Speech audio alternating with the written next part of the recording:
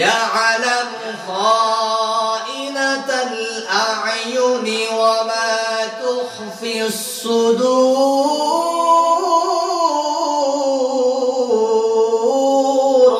আল্লাহর হাবিব সাল্লাল্লাহু আলাইহি ওয়াসাল্লাম জানায়া দিলেন, ঈমান আনার পরে যদি কোন বান্দা নেক আমল না করে, কিন্তু যাররা পরিমাণ ঈমান ছিল, আমল না করবার কারণে, আল্লাহর হুকুম আহকাম গুলো পালন করবার না করবার কারণে ময়দানে মাহশারে তার বিচার হবে, জাহান্নামের আগুনের মধ্যে পড়তে হবে। কিন্তু একদিন না একদিন ঈমান থাকার কারণে আমার আল্লাহ তাকে জান্নাতের মেহমান বানায় দিবে। একদিন না একদিন সে জান্নাতে যেতে পারবে। কি আছে তার ভিতরে? ঈমান আছে। কিন্তু যাদের ঈমান নাই, তারা তাদের জীবনে, দৈনন্দিন জীবনে যত ভালো আমল করুক, সে আমলের কোনো দাম নাই। ময়দানে মাহশারে এমন হবে, কাফের কুফারেরা, বেঈমানেরা জাহান্নামের আগুনের মধ্যে পড়তে পড়তে এক পর্যায়ে আল্লাহ তাআলাকে ডাক দেয়া বলবে, আল্লাহ একটা বার আমাদের ডাকে সাড়া দেন। শত শত বছর ডাকার পরে আল্লাহ রাব্বুল আলামিন একবার তাদের ডাকে সাড়া দিবেন। সাড়া দেয়া বলবেন, কেন জাহান্নাম তো আমি আল্লাহ তাআলাকে ডাকার জায়গা নয়, কেন ডাকো? দুনিয়াতে আমি আল্লাহ অনেক সুযোগ দিয়েছি, অনেক সময় দিয়েছি, দুনিয়াতে পাঠিয়েছিলাম আমি আল্লাহর ইবাদত করবার জন্য, আমি আল্লাহর উপর ঈমান আনার জন্য, কিন্তু দুনিয়াতে আমি আল্লাহকে স্মরণ করো নাই, আমি আল্লাহর ইবাদত করো নাই, কালেমা পড়ে মুসলমান হও নাই, আজকে জাহান্নামে কেন ডাকো? তখন কাফের কুফারেরা আল্লাহর কাছে আবদার করে বলবে, আল্লাহ তখন তো বুঝি নাই, কালেমা পড়ে মুসলমান হয়ে নাই, আজকে দেখেছি, বুঝেছি, আরেকটা বার দুনিয়াতে যাওয়ার সুযোগ দেন, দুনিয়াতে যাওয়া থেকে শুরু করে মৃত্যু পর্যন্ত আপনার গোলামি করব। আরেকবার সুযোগ দেন। আরেকবার সুযোগ দিলে কি করব? আপনার ইবাদত করব, কালিমা পড়ব, আপনার সমস্ত হুকুম আহকাম গুলো মানব। আল্লাহ তাআলা তখন বলবেন, এতদিন ডাকার পরে তো আমি আল্লাহ তোমাদের ডাকে একবার সাড়া দিয়েছি, আজকে থেকে আমি আল্লাহ ঘোষণা করে দিলাম, তোমরা ডাকলে আমি আর আল্লাহ সাড়া দিব না, কারণ তোমাদের মধ্যে আর আমি আল্লাহর মধ্যে একটা হিজাব তৈরি করে দিলাম। তোমরা হাজার হাজার লক্ষ কোটি বছর ডাকবা, ওই ডাকার আওয়াজ আমি আল্লাহ তাআলা পর্যন্ত পৌঁছাবে। আর যারা ঈমান আনয়ন করবি, ঈমান আনার পরে যদি সে নেক আমল না করে, নেক আমল না করার পরে, না করার ফলে একদিন তার জাহান্নামে যেতে হবে, জাহান্নামের আগুনের মধ্যে পড়তে হবে। পড়তে পড়তে আল্লাহর হুকুম আহকাম পালন না করবার কারণে যখন নাকি তার শাস্তি ভোগ করা হবে, এমন ব্যক্তিরাও ঈমান থাকার কারণে, যারা পরিমাণ ঈমান থাকার কারণেও সে একদিন জান্নাতে যেতে পারবে। সুবহানাল্লাহ। আল্লাহর হাবিব সাল্লাল্লাহু আলাইহি ওয়াসাল্লাম হাদিসের মধ্যে ঘটনা আলোচনা করেন। নবীজি সাল্লাল্লাহু আলাইহি ওয়াসাল্লাম ডাক দেয়া বলে, ও আমার উম্মতরা শোনো, যাদের ভিতরে যারা পরিমাণ ঈমান আছে কিন্তু নেক আমল কোনদিন করে নাই, আল্লাহ তাআলার হুকুম আহকাম গুলো পালন করে নাই, আল্লাহ তাআলার ইবাদত বন্দেগী করে নাই, শুধু যারা পরিমাণ ঈমান ছিল, এমন ব্যক্তি আল্লাহর জান্নাতে যাবে। আল্লাহর হাবিব ডাক দেয়া বলে, যত জাহান্নামী আছি প্রত্যেকটা জাহান্নামী তার শাস্তি ভোগ করে করে একদিন আল্লাহর জান্নাতের মেহমান হবে। জান্নাতে যেতে যেতে সমস্ত ঈমানদারেরা জান্নাতে চলে যাবে। আল্লাহর একজন বান্দা যার কলবের মধ্যে যারা পরিমাণ আল্লাহর উপর ঈমান ছিল কিন্তু কোনো নেক আমল ছিল না, জাহান্নামের একবারে তলদেশে সে বাস করবে। আর আল্লাহ তাআলাকে ডাক দিয়া বলবে, ইয়া হান্নান, ইয়া মান্নান, ইয়া রহমান, ইয়া রহিম বলে আল্লাহ তাআলাকে জাহান্নামের তলদেশ থেকে ডাক দিতে থাকবে। রব্বুল আলামিনের কানের মধ্যে সেই আওয়াজ পৌঁছে যাবে।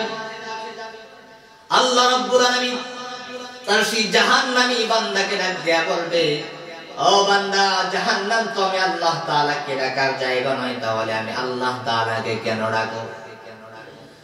ডাকার তো আমি আল্লাহ অনেক সুযোগ দিয়েছিলাম।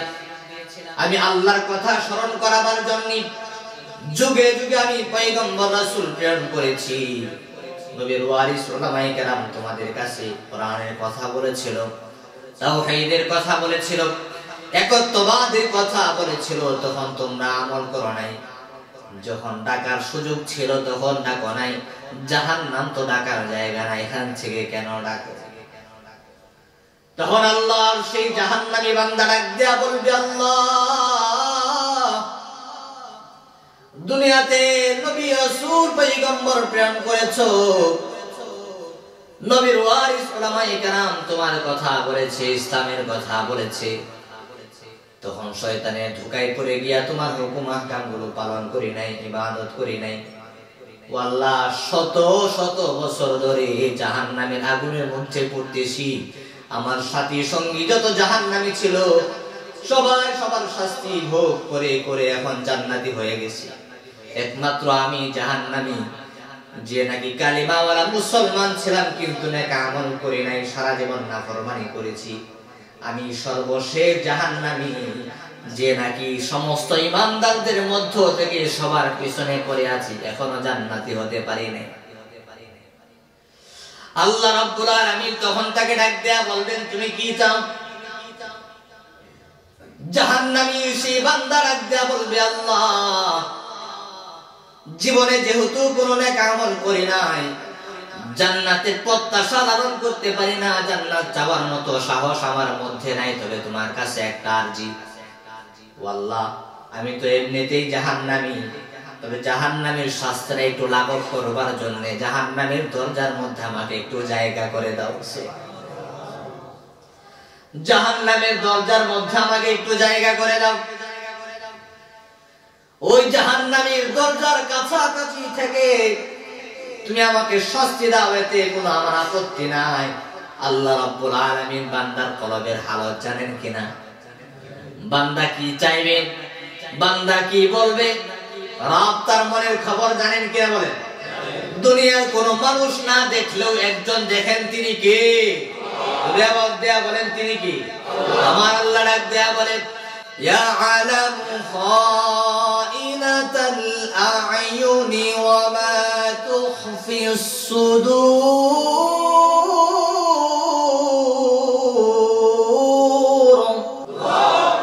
ও বান্দা, তোমরা মনে করেছো দিনের আলোতে রাতের অন্ধকারে একাকী নির্জনে যা করো আমি আল্লাহ দেখি না? ও বান্দা, তুমি কলবে কলবে অন্তরে অন্তরে যা সংকল্প করো সেটাও আমি আল্লাহ স্পষ্ট জানি। সুবহানাল্লাহ। আল্লাহর হাবিব সাল্লাল্লাহু আলাইহি ওয়াসাল্লাম ডাক দিয়া বলেন, আমার আল্লাহ হলেন ইন্নাল্লাহা সামিউন বাসীর, তিনি সর্বশ্রেষ্ঠ দ্রষ্টা, সর্বশ্রেষ্ঠ শ্রোতা। সাত তবাক জমিনের নিচে ছোট্ট একটা পিপিলিকা যদি হেঁটে যায়, ওই পিপিলিকার হাঁটার আওয়াজ আমার আল্লাহ আরশে আজিম থেকে স্পষ্ট শুনতে পায়। তো ওই ছোট্ট মাখলুকের হাঁটার আওয়াজ যদি আল্লাহ আরশে আজিম থেকে শুনতে পান, আমরা যদি মসজিদে বসে আল্লাহকে ডাক দিই, আল্লাহ শুনবেন না? অবশ্যই শুনবেন।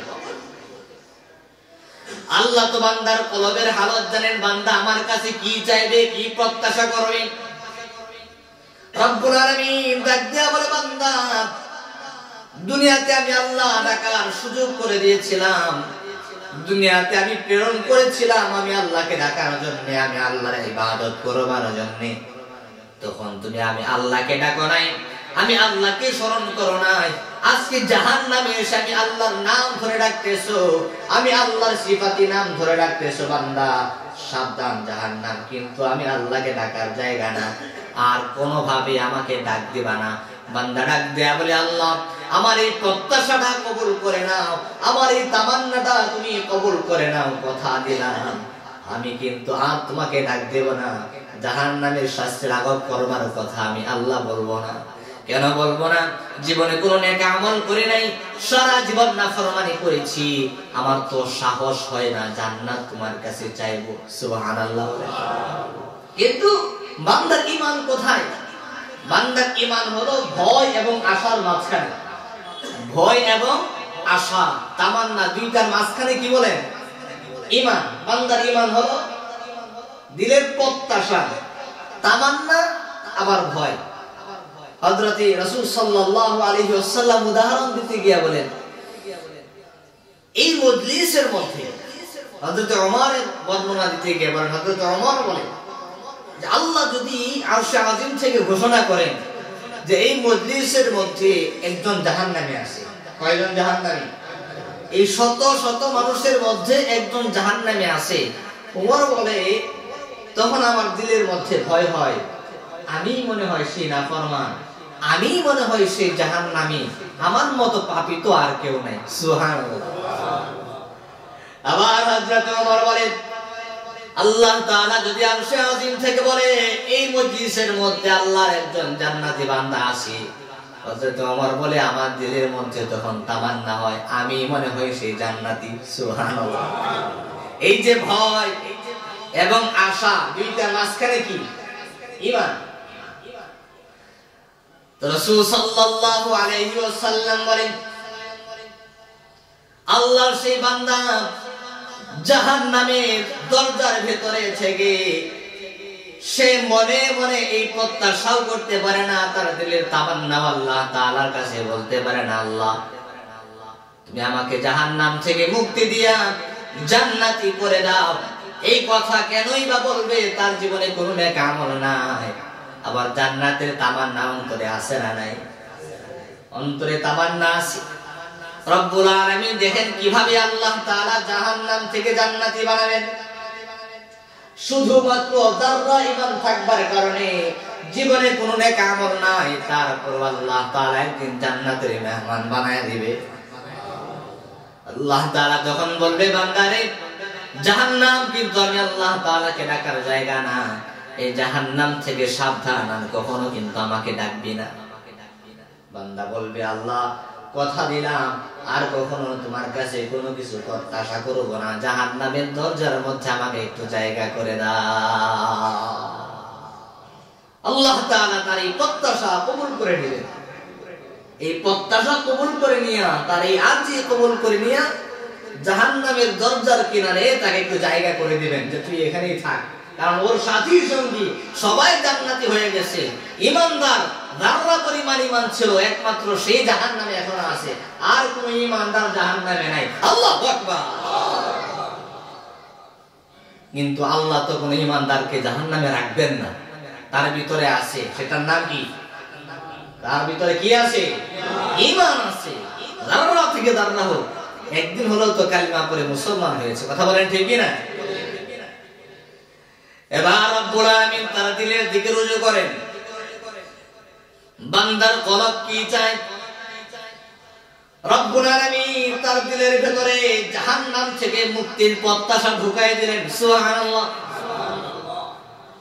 এবার কিছুদিন যাওয়ার পরে আল্লাহর সেই যারা ঈমান রাখা মুসলমান জাহান্নামী আল্লাহ তাআলাকে আবার ডাক দিতে শুরু করবে, ইয়া হান্নান ইয়া মান্নান ইয়া রহমান ইয়া রহিম। ও আল্লাহ, জীবনে কোনো নেক আমল করি নাই, জান্নাত তোমার কাছে চাইতে পারি না, তবে ও আল্লাহ জাহান্নামের আগুন তো সহ্য হয় না, তুমি কি জাহান্নাম থেকে মুক্তি দিয়া ওই যে জান্নাত এবং জাহান্নামের মাঝখানে একটা খেজুর গাছ দেখা যায়, ওই খেজুর গাছের নিচে কি আমাকে একটু ছায়া দিবা। সুবহানাল্লাহ।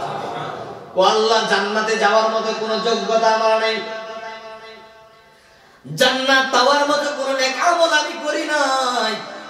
ও আল্লাহ, তোমার নাম হান্নান, তোমার নাম রহমান, তুমি দয়ালু, তুমি ক্ষমাশীল। ও আল্লাহ, জাহান্নাম থেকে মুক্তি পাওয়ার মতো কোনো জিনিস আমার কাছে নাই, কোনো নেক আমল আমার কাছে নাই, জান্নাতে যাওয়ার মতো কোনো যোগ্যতা আমার কাছে নাই। ও আল্লাহ, তুমি তো চাইলে ওই যে জান্নাত এবং জাহান্নামের মাঝখানে একটা খেজুর গাছ আছে, ওই খেজুর গাছের নিচে আমাকে একটু ছায়া দিতে পারো? রব্বুল আলামিন এবার ডাক দিয়া বলবেন, জিবরাইল যা। আমার বান্দা আবার আমাকে কেন ডাকে যায় জিজ্ঞাসা করো। জিবরাইল গিয়া জিজ্ঞাসা করবে, ওই জাহান্নামী আল্লাহ তাআলাকে কেন ডাকো? তখন জাহান্নামী ডাক দিয়া বলবে, জিবরাইল আমি যে তোমার নাম ধরে ডাকি নাই, তুমি কেন আসলা? যে আল্লাহ শত শত বছর, হাজার হাজার বছর পরে ডাকার পরে আমার আল্লাহ আমার ডাকে সাড়া দিয়েছিলেন, তখন কিন্তু তোমরা ফেরেশতারা সাড়া দাও নাই। আগে যেহেতু আল্লাহ সাড়া দিয়েছে, এখনো আমার আল্লাহ সরাসরি আমার ডাকে সাড়া দিয়া দেবে। وَإِذَا سَأَلَكَ عِبَادِي عَنِّي فَإِنِّي قَرِيبٌ।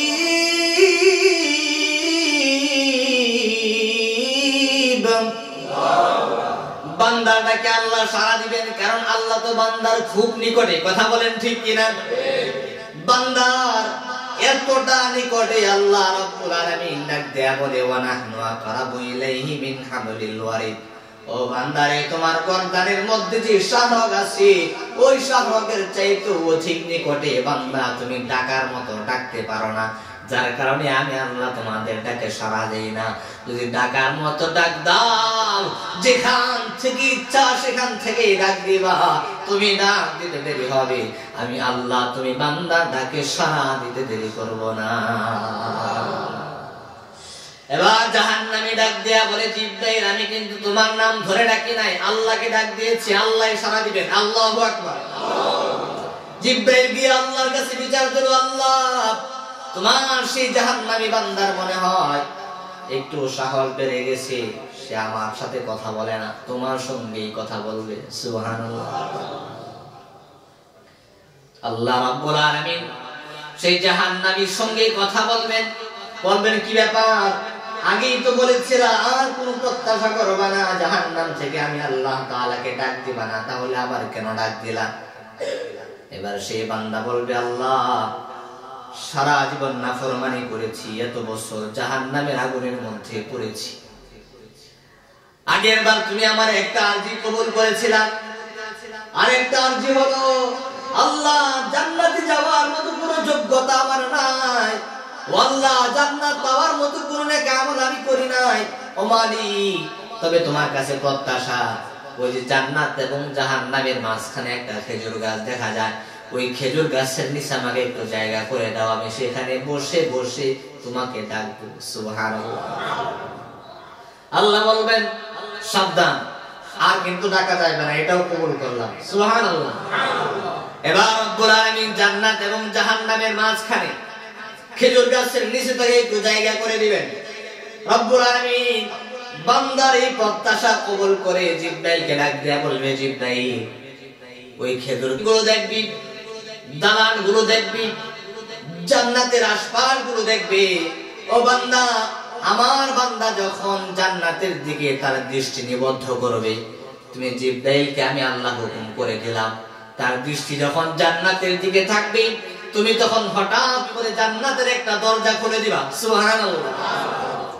দরজাটা খুলে দিবা, আবার লাগাই দিবা, আমার বান্দা যেন জান্নাতের নেয়ামত রাজিগুলো একটু এক নজর দেখতে পারে, এক পলক দেখতে পারে। জিবরাইল গিয়া জান্নাতের দরওয়াজাটা এক নজরের জন্য খুলে দিলেন, আবার বন্ধ করে দিলেন। এক নজরে জান্নাতের নেয়ামত রাজিগুলো দেখে, জান্নাতের এত সুন্দর নেয়ামত রাজিগুলো দেখে সঙ্গে সঙ্গে ওই জাহান্নামী বান্দা, যার ভিতরে যাররা পরিমাণ ঈমান ছিল, আল্লাহ তাআলাকে আবার ডাক দেয়া বলবে, ইয়া হান্নান, ইয়া মান্নান, ওয়াল্লাহ সারা জীবন জাহান্নামে ছিলাম, জান্নাতে যে এত নিয়ামত রাজি তুমি রাখলা, এটা তো কল্পনাও করতে পারি নাই। সুবহানাল্লাহ। আল্লাহর হাবিব সাল্লাল্লাহু আলাইহি ওয়াসাল্লাম বলেন, জান্নাত আমি আল্লাহ, জান্নাত আমার আল্লাহ এমন ভাবে সাজালেন, জান্নাতে এমন এমন নিয়ামত রাজিগুলো আছে, মালা আইনুন রাআত ওয়ালা উযুনুন সামিআত ওয়ালা খাতারা আলা কলবি বাশার। আল্লাহর হাবিব ডাক দেয়া বলেন, জান্নাতকে আমার আল্লাহ এমন এমন নিয়ামত রাজি দ্বারা সুসজ্জিত করলেন, কোন চক্ষু নাই যে জান্নাতের নিয়ামত রাজিগুলো দেখছে। ওলা উযুনুন সামিআত, এমন কোন কান নাই যে কান জান্নাতের নিয়ামত রাজির ব্যাপারে পরিপূর্ণ শুনতে পারবে। এত নিয়ামত রাজি আমি আল্লাহ রেখেছি। ওয়ালা খাতরা আলা কলবি বাশার, কোন মানুষের সেই কলব নাই, কোন মানুষের কোন বান্দার সেই অন্তর নাই জান্নাতের নিয়ামত রাজি নিয়ে কল্পনা করতে পারে। সুবহানাল্লাহ। বান্দা যখন এক নজর দেখবে, সঙ্গে সঙ্গে আল্লাহ তাআলাকে ডাক দিয়া বলবে, আল্লাহ, জান্নাতে যাওয়ার কোনো যোগ্যতা নাই, আল্লাহ জান্নাতের নিয়ামত রাজির ব্যাপারে কোনো কল্পনাও আমার ছিল না, কিন্তু হঠাৎ করে জান্নাতের দরজাটা কে যেন খুলে দিল। ও আল্লাহ, আমি তো জান্নাতি কখনো হতে পারবো না, তবে তোমার কাছে একটা প্রত্যাশা, শুধু এক নজর তোমার জান্নাতটা দেখার জন্য আমাকে জান্নাতে ঢুকাইবা, সঙ্গে সঙ্গে আবার বের করে দিবা। সুবহানাল্লাহ। একটু ঢুকাইবা, আবার বের করে দিবা। আল্লাহু আকবার। আল্লাহ ডাক দিয়া বলে, তোমার তো নিয়ত ভালো না, তুমি কি চাও? প্রথমে বললা আমি আল্লাহ তাআলাকে ডাক দিবা না, জাহান্নামের দরজার মধ্যে জায়গা করে দিলেই না। আবার ডাক দিলা তুমি জান্নাত জাহান্নামের মাঝখানে জায়গা ছাইলা, জায়গা করে দিলাম, এখন আবার জান্নাতে ঢুকতে চাও। মনে রাখো, ওয়াদা দাও, ওয়াদার বর খেলাফ করবা না। জান্নাতে ঢুকবা, এক নজর আমি আল্লাহ জান্নাত দেখে আবার কিন্তু বের হয়ে যেতে হবে। বান্দা ডাক দেয়া বলে, আল্লাহ এটাই তো আমার জন্য অনেক কিছু, একবার ঢুকাইবা আবার বের করে দিবা। আপনাদের নিকট আমার প্রশ্ন হলো, আমার আল্লাহর জান্নাত এত বিশাল, এক নজরে দেখে কি শেষ করা যাবে? যদি আওয়াজ দেয়া বলেন শেষ করা যাবে? যে ব্যক্তি যারা পরিমাণ ঈমান রাখে, ওই ব্যক্তিরাও তো আল্লাহর এই পৃথিবীর মতো সারা 10 পৃথিবী সমান একটা জান্নাতের মেহমান হবে, জান্নাতের মালিক হবে, এত বৃহৎ জায়গা হবে, এত বিশাল বড় জান্নাতের মালিক হবে সে। আর সে আল্লাহ তাআলার জান্নাতে এক নজর দেখতে চায়। আল্লাহ রাব্বুল আলামিন বান্দার দিলের খবর জানেন কিনা? আল্লাহ তো জানেন বান্দা তো জান্নাতে যেতে চায়, কিন্তু আল্লাহ তো চান একটা ওসিলা দিয়ে বান্দাকে জান্নাতি বানায় দিচ্ছে। এবার আল্লাহ ডাক দেয়া বলে, ওয়াদা খেলাফ করা যাবে না। জান্নাতে ঢুকবা, সঙ্গে সঙ্গে জান্নাত থেকে বের হয়ে যায় না। বান্দা ডাক দেয়া বলে, আল্লাহ জান্নাতে থাকার কোনো যোগ্যতা আমার নাই, জান্নাতের নিয়ামত রাজি ভোগ করবার কোনো যোগ্যতা আমার নাই, তবে আল্লাহ কথা দিলাম তুমি জান্নাতে ঢুকাইবা। তোমার জান্নাতটা তুমি কিভাবে সাজাইলা, কি কি নিয়ামত রাজি গুলো আছে, ও আল্লাহ এক নজর দেখবো আর সঙ্গে সঙ্গে বের হয়ে যাব। আল্লাহ তাআলা জিবরাইলকে হুকুম করে দিলেন, জিবরাইল যাও, আমার সেই বান্দা আর আমি সেই আরজিও কবুল করে নিলাম, আমার বান্দা জান্নাতে ঢুকবে আর সঙ্গে সঙ্গে বের হয়ে যাবে। এবার সেই নাফরমান বান্দাকে, যারা পরিমাণ ঈমান রাখা বান্দাকে আল্লাহ জান্নাতে প্রবেশ করা হবে। আল্লাহর সেই বান্দা জান্নাতে ঢুকে দৌড়াতে আরম্ভ করবে, একটা দৌড় দিবে জান্নাত দেখার জন্য, কারণ সে তো কল্পনাও করে নাই আল্লাহর তৈরি জান্নাতের মধ্যে এত নিয়ামত রাজি আছে। এত বৃহৎ জায়গা দেখে, এত আলিশান বাগান দেখে, সুসজ্জিত জান্নাত দেখে দৌড়াতে থাকবে। আল্লাহ ডাক দেয়া বলবে, কি ব্যাপার, তোমার না কথা ছিল তুমি জান্নাতে ঢুকবা আর ওয়াদা খেলাফ করবা না, সঙ্গে সঙ্গে বের হয়ে আসবা। আল্লাহু আকবার। এবার বান্দা ডাক দেয়া বলবে, আল্লাহ আমি না নাফরমানি করতে করতে, মিথ্যা বলতে বলতে আমার জবান নাপাক, আমার হাত নাপাক, আমার চক্ষু নাপাক, আমার কান নাপাক, মিথ্যা কথা তো আমি বলতেই পারি, আমি বান্দা। ও আল্লাহ তোমার জবান তো পাক, তুমি তো মিথ্যা কথা বলতে পারো না, তুমি তো ওয়াদা খেলাফ করতে পারো না। আমি না হয় ওয়াদা খেলাফ করলাম, মিথ্যা বলে ফেললাম, তুমি কেন মিথ্যা বললা? আল্লাহু আকবার। তুমি কেন ওয়াদা খেলাফ করলা? এবার আল্লাহ ডাক দেয়া বলবেন, আমি আবার কি ওয়াদা খেলাফ করলাম?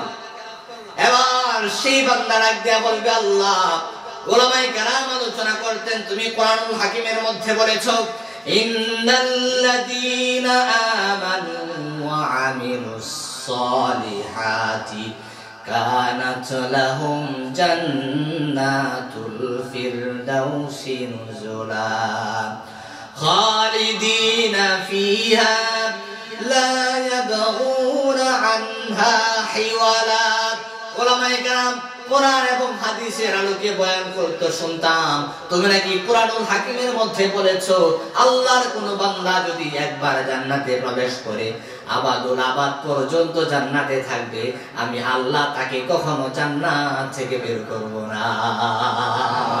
ও আল্লাহ তুমি তো আল্লাহ জান্নাতে একবার ঢুকবে সে আর কখনো জান্নাত থেকে বের হবে না, তুমি বের করবে না। আল্লাহ আমি না মিথ্যা বলে কোলা মৌসুমে জান্নাতে ঢুকে গেছি, আমি তো না পাক, আমি তো না ফরমান, মিথ্যা বলতেই পারি। ও আল্লাহ তুমি তো ওয়াদা খেলাফ করতে পারো না। এবার রব্বুল আলামিন ডাক দিয়ে বলবে বান্দারে আমি তোর দিলের হালত জানতাম, তোর অন্তরের খবর জানতাম, তোর দিলের ভিতরে যারা পরিমাণ ঈমান ছিল, জান্নাতের প্রত্যাশা ছিল, এই জন্য আমি আল্লাহ এই উসিলা দিয়া জিবরাইলের মধ্য দিয়া জান্নাত দেখায়া তোকে জান্নাতি বানাই দিলাম। এই জন্য ঈমান ছাড়া আমলের কোনো দাম আছে? কিন্তু আমল নেই, যারা পরিমাণ ঈমান আছে এই ব্যক্তি একদিন না একদিন আল্লাহ জান্নাতে দিতে পারবে। এই জন্য আল্লাহ ডাক দেয়া বলে বান্দারে যারা জান্নাতুল ফেরদাউস প্রত্যাশা করো, যারা জান্নাতের মেহমান হতে চাও তাদের কয়টা কাজ করতে হবে? যারা আওয়াজ দিয়ে বলেন কয়টা? দুইটা কাজ করতে হবে। এক নাম্বার হলো ইন্নাল্লাযীনা আমানু, যারা ঈমান আনয়ন করবে, ঈমানদার হবে, মুমিন হবে, ঈমান আনার পরে যখন নাকি সে মুমিনের খাতায় নাম দেখাবে, এরপরে দুই নাম্বার কাজ হলো ওয়ামিলুস সলিহাত, নেক আমল করতে হবে। কি আমল? নেক আমল করতে হবে, ভালো আমল করতে হবে, আল্লাহর ফরজ বিধানগুলো পালন করতে হবে, ওয়াজিব বিধানগুলো পালন করতে হবে। সম্ভব হলে নফল আমল করবেন, না করলে হিসাব নাই, আল্লাহ জবাবদিহি তার আওতাধীন করবে না, ওটা বোনাস। নফল কি? বোনাস। আপনি যত আমল করবেন আল্লাহ তাআলার কাছে আপনার দরজাত তত বুলন্দ হবে। এই জন্য সর্বপ্রথম যত ফরজ বিধান আছে, ওয়াজিব আছে, রাসূল সাল্লাল্লাহু আলাইহি ওয়াসাল্লামের সুন্নাহ তার তরিকা অনুযায়ী আমল করতে হবে। নফল কি? বোনাস। এই আমলে সলিহাত যদি করি ঈমান আনার পরে, তাহলে আল্লাহ ওয়াদা করলেন কানাত লাহুম জান্নাতুল ফিরদাউসি নুজুলা। ও আমার বান্দারা আমি আল্লাহ ওয়াদা দিয়া দিলাম, ওয়াদা দিয়া দিলাম আমি তোমাদেরকে জান্নাতুল ফিরদাউসের মেহমান বানাই দিলাম। এই জন্য ঈমান লাগবে। সর্বপ্রথম কি লাগবে? ঈমান লাগবে, একটা স্বচ্ছ ঈমান।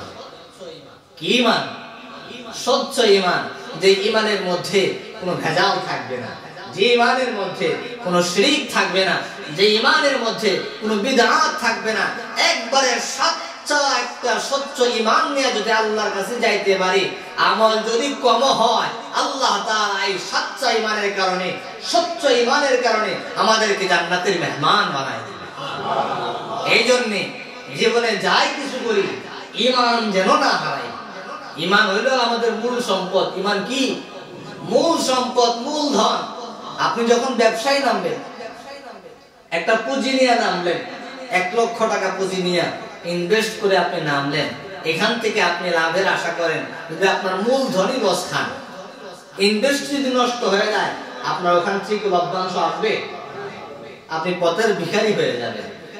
এই জন্য আমাদের মূলধন কি? একজন মুমিনের মূলধন কি? ঈমান। ঈমান লাগবে। ঈমান থাকলে না আপনি নেক আমল করে তার আজর পাবেন, প্রতিদান পাবেন। যদি আপনার মূলধন ঈমানই না থাকে, তাহলে সারা জীবন ইবাদত করলেই কি, সারা জীবন নেক আমল করলেই কি, মানুষের খেদমত করলেই কি কোনো লাভ আছে? না। এই জন্য আমাদের সর্বপ্রথম কি লাগবে? একবারে স্বচ্ছ পাক্কা একজন ঈমানদার হতে হবে। আল্লাহ আমাদের সকলকে ঈমানের উপর ইস্তেকামত থাকার তৌফিক দান করুন। সকল বলে আমিন। আল্লাহ আমাদেরকে শিরক মুক্ত, বিদআত মুক্ত, কুফরি মুক্ত সচ্চা ঈমানদার হওয়ার তৌফিক দান করুন। সকল বলে আমিন। এই জন্য ঈমানের জন্য আল্লাহ তাআলার কাছে দোয়া করা, আল্লাহ তাআলার কাছে বলা, আল্লাহ মৃত্যু পর্যন্ত আমাকে ঈমানের উপর অটল অবিচল থাকার তৌফিক দান করুন। আমার শেষ কথাটা যেন হয় লা ইলাহা ইল্লাল্লাহ মুহাম্মাদুর রাসূলুল্লাহ সাল্লাল্লাহু আলাইহি ওয়াসাল্লাম। আর শেষ কথাটা এই কালিমা হওয়ার জন্য আল্লাহ রাসূল সাল্লাল্লাহু আলাইহি ওয়াসাল্লাম আমাদেরকে একটা সহজ আমল শিক্ষা দিলেন, একটা পদ্ধতি শিক্ষা দিলেন। যে পদ্ধতি অবলম্বন করলে, যে আমলটা করলে শেষ কথাটা কালিমা হবে। সুবহানাল্লাহ। এই জন্য আমরা যারা বিবাহিত পুরুষ আছি অথবা সামনে বিবাহ পুরুষ আছি, আমার মায়েরা আছি, আমাদের যখন সন্তানাদি হবে, সন্তান হওয়ার পরে সন্তান যখন প্রথম কথা শিখবে, প্রথম কি শিখবে? কথা শিখবে। তখন প্রথম কথাটা তাকে আল্লাহ শিক্ষা দাও অথবা লা ইলাহা ইল্লাল্লাহ শিক্ষা দাও। যার প্রথম সবক হবে, প্রথম কালিমা হবে লা ইলাহা ইল্লাল্লাহ। রাসূল ডাক দেয়া বলে তার শেষ কালিমাও হবে লা ইলাহা ইল্লাল্লাহু মুহাম্মাদুর রাসূলুল্লাহ সাল্লাল্লাহু আলাইহি ওয়াসাল্লাম।